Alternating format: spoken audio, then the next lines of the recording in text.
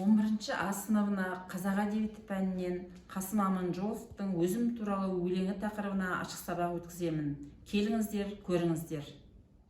Бізде ғылым мен білім өмір негізі атты айлықта мен сабақ бергелі тұрмын. Ол сабағым өткенді қорытудан басталып, ары қарай санның квадраты мен кубы деген тақырыппен жалғаспақ. Сол сабағыма қатысуға сіздерді шақырамын. Уважаемые коллеги, приглашаю вас на открытый урок в 8 классе «Труд в жизни человека». 9 А сыныбында Ньютонның екі заңы атты ашық сабақ өтеді.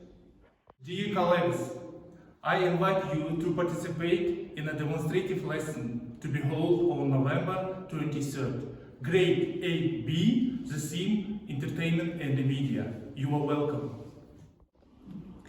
2 Б сыныбы қазақ тілі пәнінен сұраулы сөйлем тақырыбында ашық сабақ өткіземін. Келіңіздер, көріңіздер. 8 А сыныбында өтетін термодинамиканың 1 заңы атты ашық сабағыма қош келесіздер. 11 А сыныбында жол қозғалысына қатысушылардың міндеттері ашық сабақ өтеді.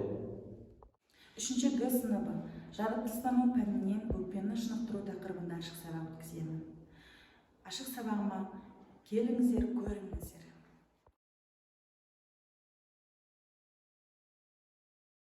Қазақ халқының тұрмыстық заттарының орындалу техникасы мен материалдарын зерделеу тақырыбындағы 8 сыныптарға өткізіп өткен ашық сабағымның куәгері болыңыз.